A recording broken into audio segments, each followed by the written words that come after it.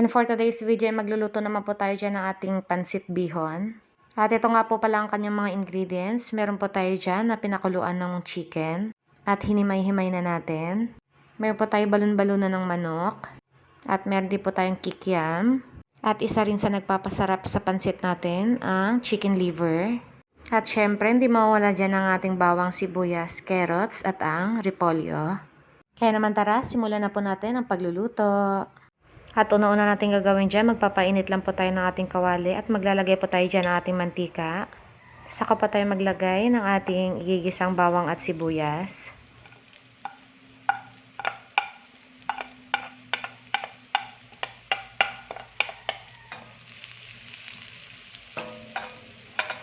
At aantayin lang po natin yan na mag-golden brown.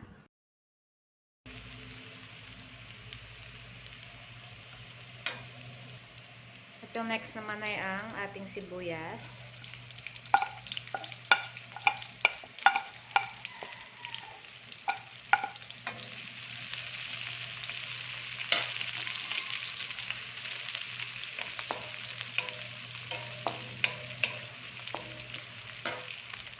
At yung next naman ang ating balon-balunan.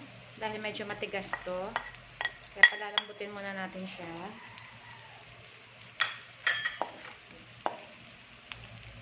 Pero itong balon-balunan natin ay nailaga na po ito ng mga 20 minutes. At maglalagay po tayo ng ating chicken cubes. Paminta.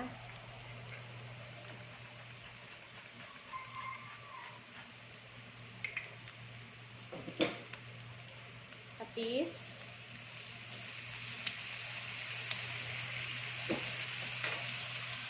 At ating halo-haluin.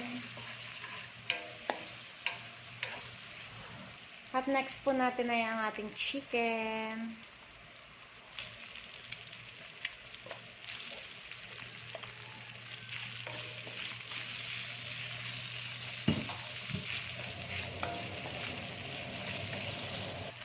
Susunod naman po natin ay ang ating kikiam.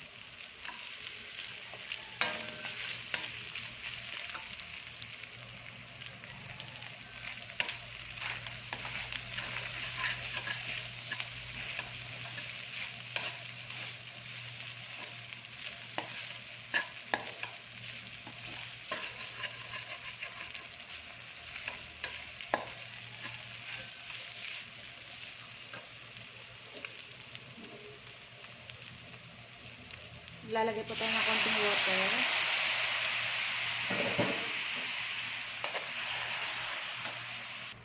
At maglalagay din po tayo dyan ng oyster sauce.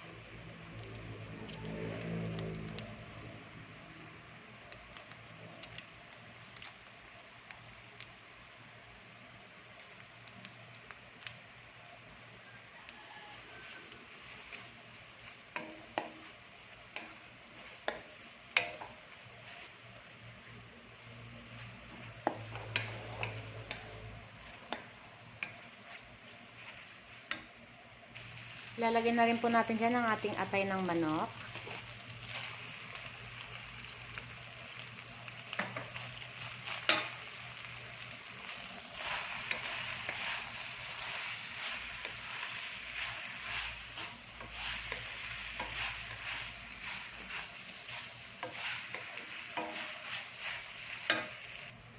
At maglalagay din po tayo ng konting toyo.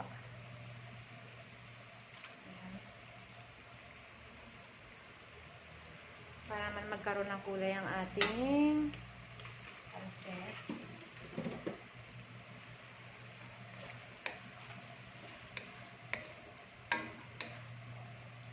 At yung next naman na ilalagay natin ay ang ating carrots.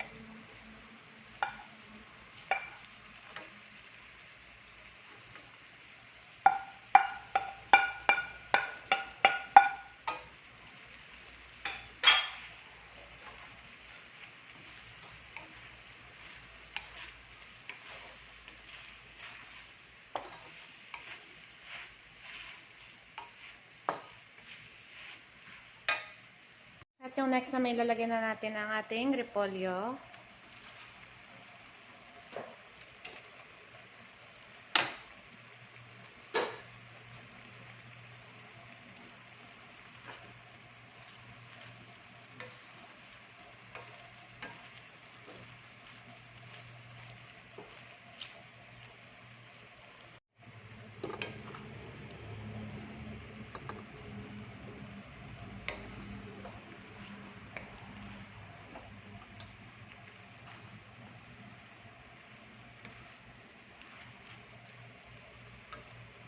And after naman po natin lutuin ng ating mga sahog dyan at mga gulay, ay itatabi nga po pala muna natin yung mga yan.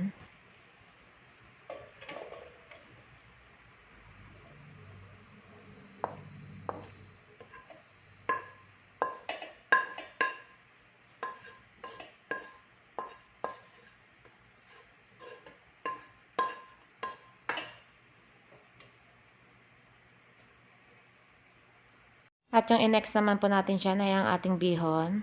At yung liquid nga po pala na gagamitin natin dyan ay yung pinagpakuluan natin ng ating chicken.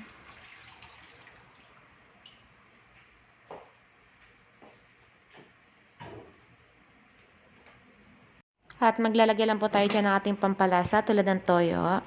At maglalagay din po tayo dyan ng ating paminta.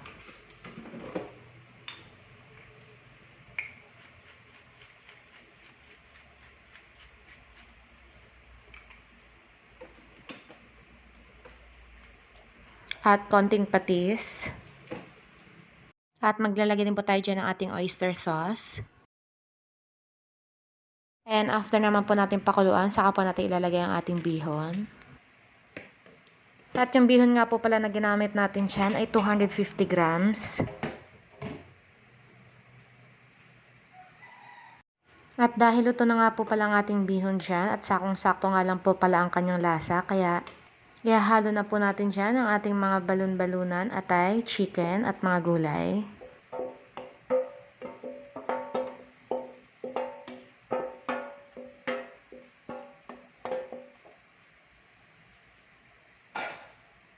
At ito nga po pala yung pinaka-favorite ko sa pansit, yung alam nyo yung mas marami pang sahog at gulay kaysa sa bihon. Kaya naman, hanggang dito na lang po muna ang vlog natin for today's video at maraming salamat sa panonood. Bye-bye!